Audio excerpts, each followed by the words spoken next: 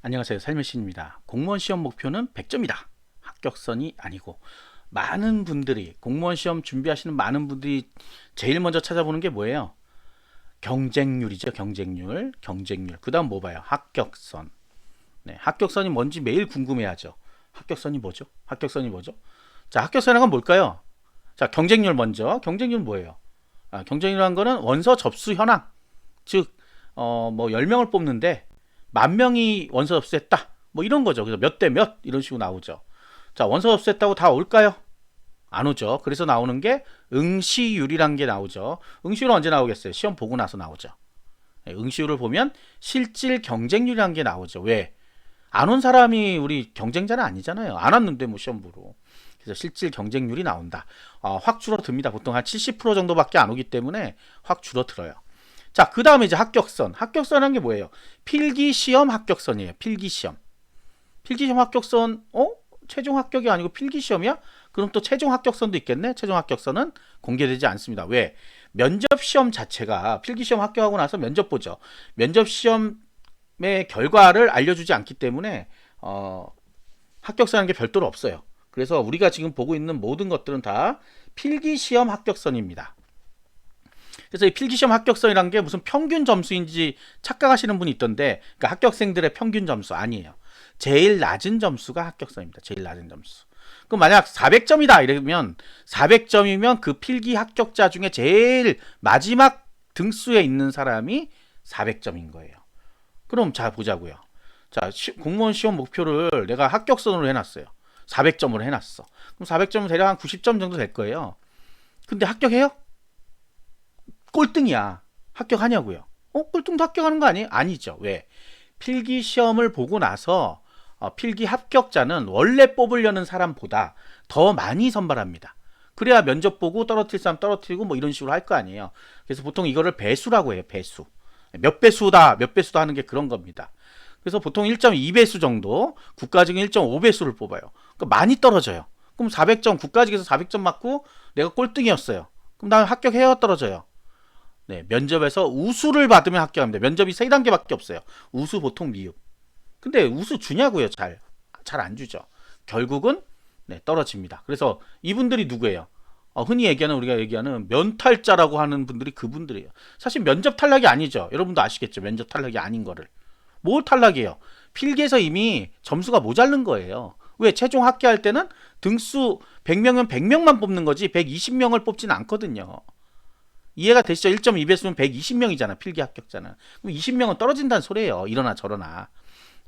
자, 그래서 우리 필기 합격선 이게 만약 목표가 된다 그러면 어떻게 돼요? 그럼 떨어질 점수예요. 떨어질 점수.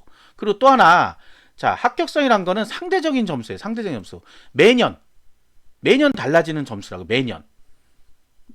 물론 이제 뭐 비스무리하게 나올 때도 있어요. 그런데 2018년부터 2019, 뭐 20 이렇게 한번 쭉 보세요. 그러면 점수가 조금 널뛸 때가 있습니다.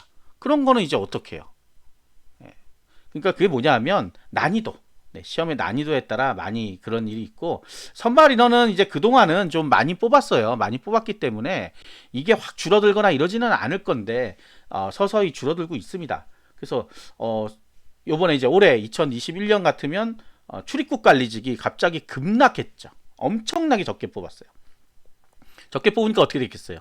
합격선이 위로 한참 올라갔습니다.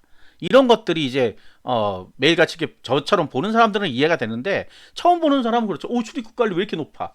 네, 선발 인원 때문에 그래요. 선발 인원. 그 다음에 경쟁이 너무 심한 게 있죠. 일반 행정 같은 경우. 물론 이제 일반 행정도 경쟁이 심한 거는 아니에요. 따져보면. 경쟁률은 가짜다라는 방송을 들어보시면 알 겁니다. 이것까지 뭐 말씀드리진 않고요. 자, 이런데 지금 내가 목표는 뭐야? 합격선이야. 내년 시험 점수 80점 맞을게요. 그러면 합격할 수 있겠어요?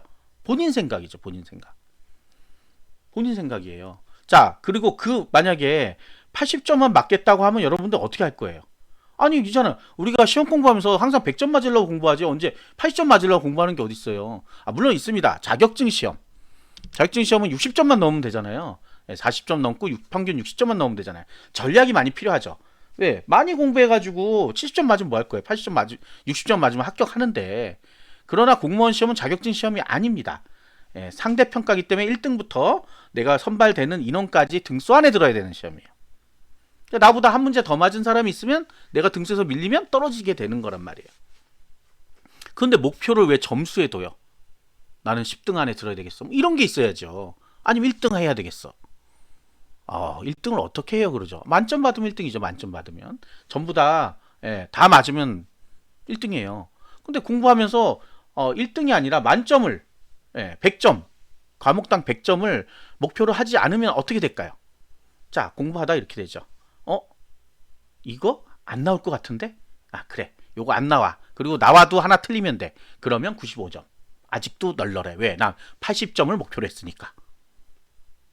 이렇게 4개 파트를 날리죠. 단원으로 하면 4개 단원 정도 날린다고 치자고요. 그냥. 보통 이제 뭐 국어 한자를 날리고, 나옵니다. 영어도 뭐 생활영어 날리고, 뭐 이런 식이에요. 주로. 그건 공부 안 하는 거죠. 그냥. 어차피 난 80만 넘어도 합격할 거야. 이렇게 생각하니까. 근데 그게 마음처럼 고기를 날렸어요. 가령. 네, 거기 공부 안 했어요. 그러면 다 맞아요. 나머지는? 그렇게 대단하신 분들이 많아요? 아니잖아요. 또 틀리잖아요. 실수하거나 뭐 하거나. 그러다 보면 4개, 5개, 6개 쭉 틀립니다. 그래서 목표를 80점으로 가져가시는 분들 치고 6, 70점 이상 나오는 사람이 없어요. 거의. 다들 100점 맞으려고 꼼꼼하게 공부를 하기 때문에 그래도 한두 개 틀려서 90점. 뭐 조금 더 틀려서 85점. 뭐 이렇게 되는 거지. 원리는 그런 거란 말이에요. 근데 애초부터 나는 목표가 낮아. 내 점수는 낮아. 특히 이제 사회복지 하시는 분들, 그 다음에 장애직렬, 저소득 이런 분들이 점수가 낮죠. 그 다음 군지역, 무슨 군 이런 데 지역에는 합격선이 낮죠. 낮다 보니까 마음이 달라져요. 마음이 그때부터 달라지는 거죠. 내가 이 지역을, 이 직렬을, 낮은 직렬을 썼을 때 어떻게 돼요? 내가 이렇게까지 공부해야 되나? 아니야. 내가 이렇게까지 뭐하러 공부해? 하루 10시간 하던 거? 3시간만 할까? 4시간만 할까? 이렇게 되죠. 뭐 그리고 뭐 한 번만 보고 가면 되는 거 아니야? 이 정도는? 아니 내가 뭐 설마 300점도 못 넘겠어? 이렇게 되는데 막상 가서 시험 보잖아요. 어떻게 돼요? 과락 맞습니다. 특히 장애직렬, 저소득 이쪽은 뭐 물론 이제 공부하시는 분들의 처지도 다를 수도 있고 일반 전형은 좀 다를 수 있죠. 그러나 그 40점만 넘으면 사실 합격할 수 있는 시험인데도 40점을 못 넘어서 합격을 못한다. 근데 이게 장애직렬뿐만 아니라 일반 전형도 마찬가지예요. 일반 전형도 과락자가 수도 없이 나옵니다. 그 사람들은 공부를 했을까요? 한다고는 했죠.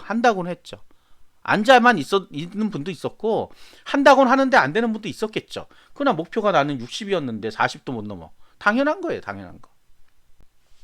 자, 그래서 중요한 얘기는 이겁니다. 우리가 목표를 100점으로 잡는다. 그냥 말로만 100점 하겠다, 난 다 맞겠다 이게 아니란 얘기예요.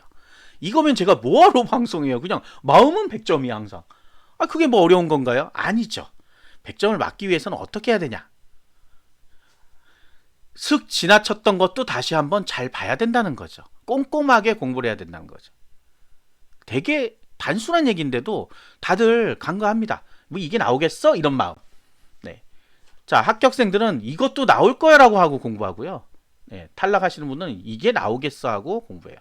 차이가 엄청나게 크죠.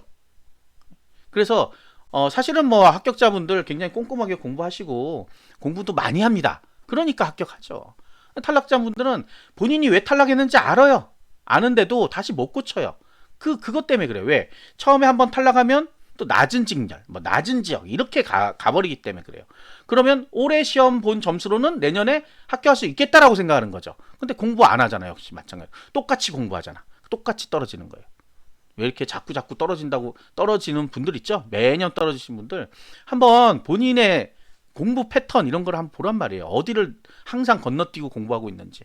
자, 뭐 어떤 분이 이 얘기 하더라고요. 한국사, 문화사. 그거 외울 게 많잖아요. 문화사. 우리가 뭐 그리고 뭐 글씨나 서예나 뭐 이런 거 그림이나 이런 거 외우기 싫잖아요. 그래서 그거를 항상 빼놓고 공부했다는 거예요. 첫 해년도에 그걸 빼놨더니 한 문제가 나왔다 그러더라고요. 틀렸죠, 당연히. 두 번째 연도에도 또 보겠다고 했는데 못 본 거예요. 그러니까 또 문제가 나오죠. 안 나올 수는 없어요. 3년차 때도 여전히 안 보고 있더라. 한번 습관이 들면 그렇게 된다는 얘기예요. 그러니까 자꾸 뭘 밀어놓을 생각하지 마시고 내가 괴로워하고 힘든 파트 있죠. 그걸 제일 먼저 하는 게 좋습니다. 특히 제시하시는 분들. 야, 작년에 내가 한국사 파트에서 광복군 안 했는데 광복군 하자 이제. 제일 먼저 하란 말이에요. 해결하고 나면 너무 편한 거예요. 다음 거는 너무 쉬운 거죠. 그렇게 하면 합격할 수 있습니다. 그러니까 제일 하기 싫은 거를 먼저 다 끝내버려요. 영어 단어를 안 외워서 내가 시험 점수 40점도 못 넘었어. 영어 단어 먼저 외우란 말이에요. 무조건. 자, 자기가 취약한 부분을 가장 먼저 하는 거, 꼼꼼하게 해서 목표를 100점으로 가져가는 게 가장 중요하다 하는 겁니다. 아시겠죠? 구독과 좋아요, 알림 설정 감사합니다.